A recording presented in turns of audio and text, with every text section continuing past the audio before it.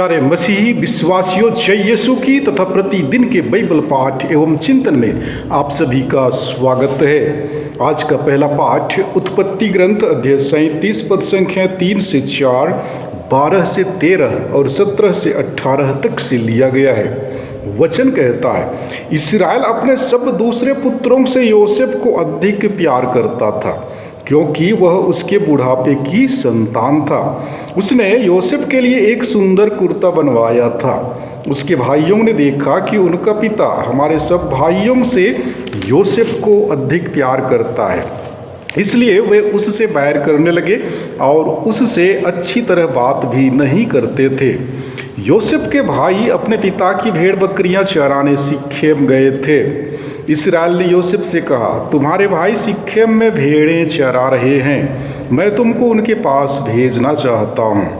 योसेफ अपने भाइयों की खोज में निकला और उसने उनको दोतान में पाया।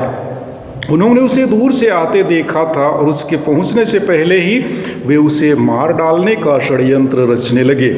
उन्होंने एक दूसरे से कहा, देखो वह स्वप्नदृष्टा आ रहा है, चलो हम उसे मारकर किसी कुएं में फेंक दें। हम यह कहेंगे कि कोई हिंस्र पशु उसे खा गया है, तब हम देखेंगे कि उसके स्वप्न उसके किस काम आते हैं।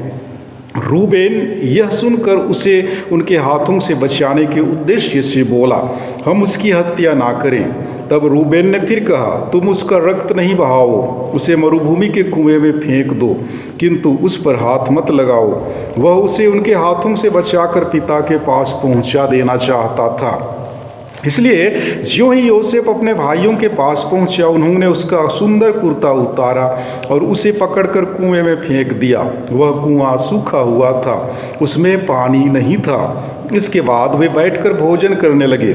उन्होंने आंखें ऊपर उठाकर देखा कि इस्माइलियों का एक कारवां गिलियाद से आ रहा है। वे ऊँटों पर गोंद, बलसा और गंधरस लादे हुए मिस्र देश जा रहे थे। तब यूदा ने अपने भाइयों से कहा, अपने भाई को मारने और उसका रक्त छिपाने से हमें क्या लाभ होगा?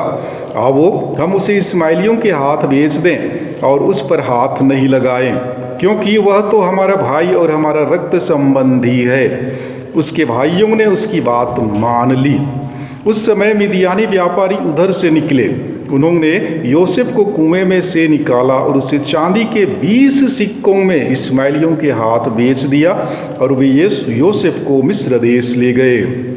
प्रभु की वाणी, ईश्वर को धन्यवाद। और आज का सुसमाचार पाठ संत मत्ती के अनुसार पवित्र सुसमाचार अध्याय 21 पद संख्या 33 से 43 और 45 से 46 तक से लिया गया है। वचन कहता है, यीशु ने महायाजकों और जनता के नेताओं से कहा, एक दूसरा दृष्टांत सुनो।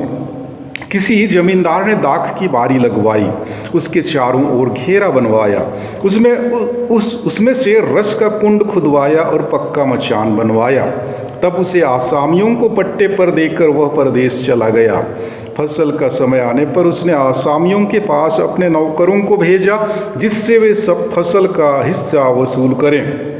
किंतु आसामियों ने उसके नौकरों को पकड़कर उनमें से किसी को मारा पीटा, किसी की हत्या कर दी और किसी को पत्थरों से मार डाला।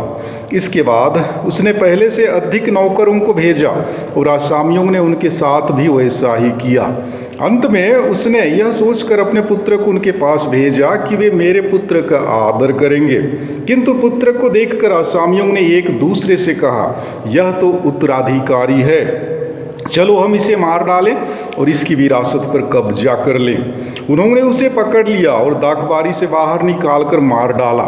जब दाखबारी का स्वामी लौटेगा तो वह उन आसामियों का क्या करेगा? उन्होंने यीशु से कहा, वह उन दुष्टों का सर्वनाश करेगा और अपनी दाखबारी का पट्टा दूसरे आसामियों को देगा, जो समय पर फसल का हिस्सा देते रहेंगे। यीशु ने उनसे कहा, क्या तुम लोगों ने धर्मग्रंथ में कभी यह नहीं पढ़ा? कारीगरों ने जिस पत्थर को बेकार समझकर निकाल दिया था, वही कोने का पत्थर बन गया है। यह प्रभु का कार्य है, यह हमारी दृष्टि में अपूर्व है। स्वर्ग, इसलिए मैं तुम लोगों से कहता हूँ, स्वर्ग का राज्य तुमसे ले लिया जाएगा और ऐसे राष्ट्र को दिया जाएगा जो इसका उचित फल उत्पन्न करेगा। महायाजक और फरीसी उनके दृष्टांत सुनकर समझ गए कि वह हमारे विषय में कह रहे हैं। वे उन्हें गिरफ्तार करने का उपाय ढूंढने लगे, किंतु वे जनता से डरते थे, क्योंकि वह यीशु को नबी मानती थी। प्रभु का सुसमाचार। हे ख्रिस्त, तेरी स्तुति हो। प्यारे मसीही विश्वासियों, मानव जीवन बड़ा ही अद्भुत है। इस जीवन के रहते हुए जहाँ कुछ एक दूसरे से प्यार करते हैं, वहीं कुछ एक दूसरे से नफरत, ईर्ष्या करते हुए दिखते हैं। चाहे अनचाहे ही जीवन में कई बार एक व्यक्ति दूसरे व्यक्ति से ईर्ष्या करने लगता है। इस स्थिति में व्यक्ति का आत्मनियंत्रण चूक जाता है, यहाँ तक कि आदमी आदमी से भाग रहा है, दोस्त या भाई दुश्मन बन जा रहा है और दुश्मन दोस्त बन जा रहा है। इसका मूल कारण है ईर्ष्या, डाह, घृणा तथा लालच। आज के दोनों पाठों में इन्हीं बुराइयों की चर्चा हम पाते हैं। पहले पाठ में योसेफ के भाइयों ने उसे जान से मार डालने की कोशिश की, क्योंकि योसेफ के पिता याकूब उसे खूब प्यार करते थे। याकूब ने योसेफ के लिए एक सुंदर कुर्ता भी बनवा दिया था। इसे देख योसेफ के भाई उससे ईर्ष्या करते और जलते थे। ईर्ष्या की भावना व्यक्ति को उसके मूल स्वभाव से अलग कर देती है। वह कृत्रिम नकारात्मकता से ग्रसित हो जाता है और परिवेश के मलिन विचारों, उनके आधार पर होने वाले व्यवहारों के अनुसार चलने लगता है। अपने समाज ईर्ष्या, हिंसा, डाह, जलन तथा लोभ लालच जैसी बुराइयों से ग्रसित है। भला, अच्छा और सच्चा होने का सिद्धांत वास्तविक जीवन के दुर्गुणों से हार जाता है। ऐसे में मानव का झुंझुलाना स्वाभाविक है। इसी वजह से मनुष्य एक दूसरे को देख नहीं पाता और उन्नति करने वालों को किसी न किसी तरह से टांग खींचकर बुराई और बर्बाद करने में लगा रहता है। कहा जाता है लालच बुरी बला है। सुसमाचार पाठ में आसामियों के द्वारा भूमहर के सभी नौकरों तथा उनके वंशज को खत्म कर जमीन जायदाद हड़पने की कोशिश होती है। धन तथा जमीन का लोभ लालच आसामियों के मन और हृदय में भरा हुआ है। अधिकतर विवाद जमीन जायदाद तथा धन संपत्ति की ही होती है। लोभ लालच तथा स्वार्थ की पूर्ति के लिए लोग बहुत बार दूसरों का सर्वनाश करने के लिए तुले रहते हैं। यह हमारे ख्रिस्तीय जीवन तथा बुलाहट के बिल्कुल ही विपरीत है। हमारे ख्रिस्तीय जीवन प्रेम, शांति, आदर, मान, सम्मान का जीवन है। चालीसा का समय अपने जीवन के इन तमाम कमजोरियों, अवगुणों, ईर्ष्या, डाह, हिंसा, जलन, लोभ, लालच आदि को हृदय से निकाल बाहर करने का उपयुक्त समय है। प्यारे भाइयों एवं बहनों, स्वर्ग राज्य तुमसे ले लिया जाएगा और ऐसे राष्ट्रों को दिया जाएगा जो उचित फल उत्पन्न करेगा।